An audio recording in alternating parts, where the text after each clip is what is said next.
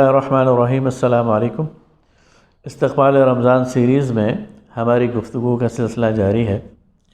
رمضان المبارک ظاہر ہے کہ ایک بہت برکت والا، عزت والا، شرف والا مہینہ ہے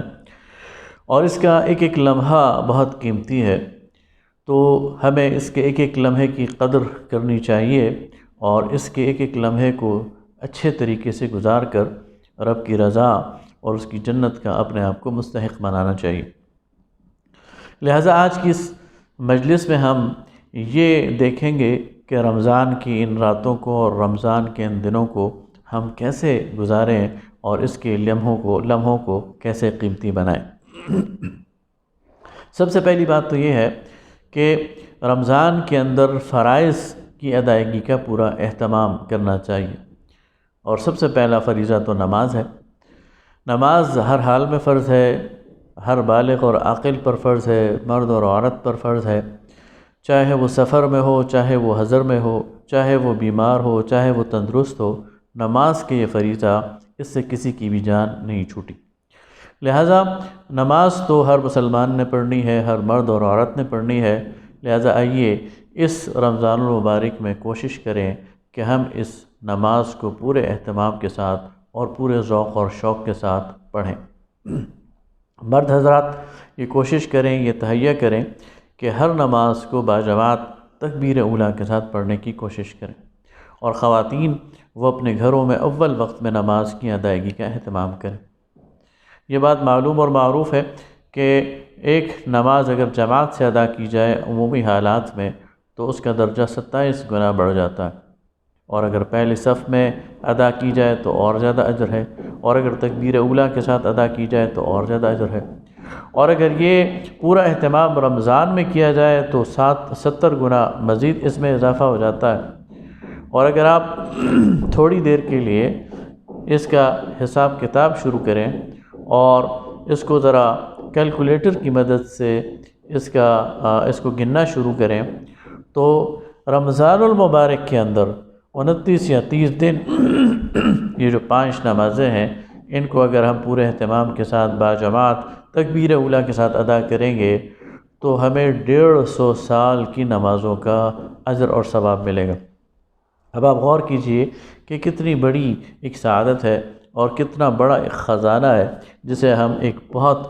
تھوڑے سے اہتمام کے ساتھ ادا کر سکتے ہیں۔ کرنا یہ ہے کہ جو ہی اذان ہو جائے ہمیں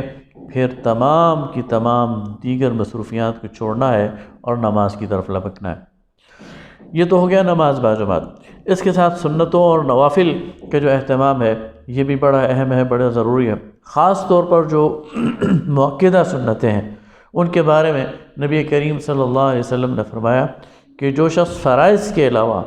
دن میں 12 رکعت نماز اضافی پڑھتا ہے تو اللہ تعالیٰ اس کے لیے جنت میں گھر کا وعدہ کرتا ہے۔ اور پھر آپ صلی اللہ علیہ وسلم نے ان 12 سنتوں کی تفصیل یوں بیان فرمائی کہ آپ صلی اللہ علیہ وسلم نے فرمایا کہ جو شخص فجر کی 2 سنتیں ادا کرتا ہے،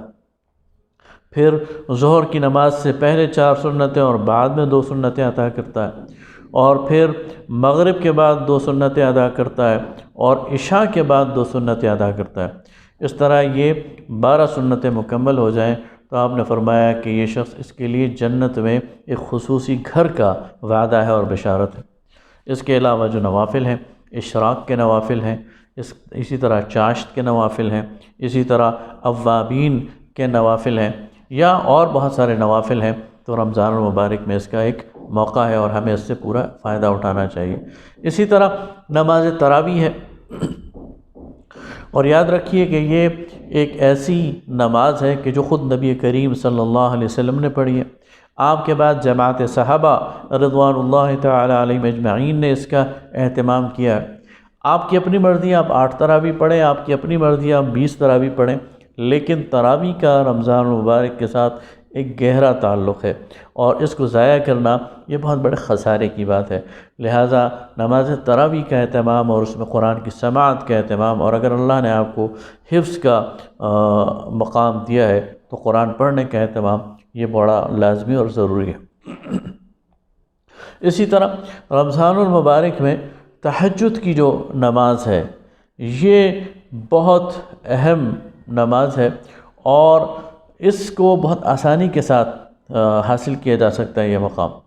اللہ رب العالمین نے نبی کریم صلی اللہ علیہ وسلم کو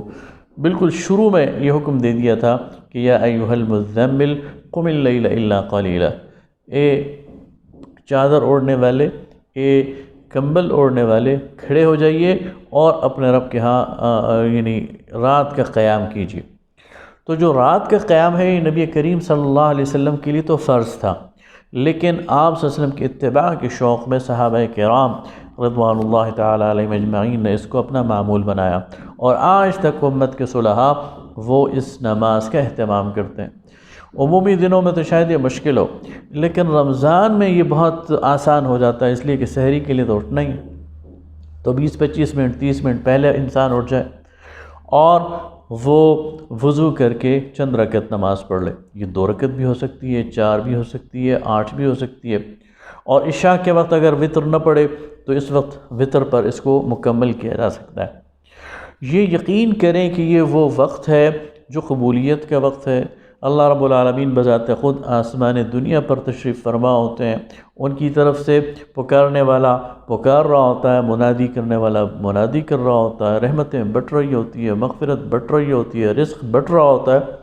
تو ایسے موقع پر اگر کوئی بندہ اللہ کے سامنے قیام کی صورت میں موجود ہے، رکوع کی صورت میں موجود ہے، سجدے کی صورت میں موجود ہے، تو یقین کریں وہ ایک سجدہ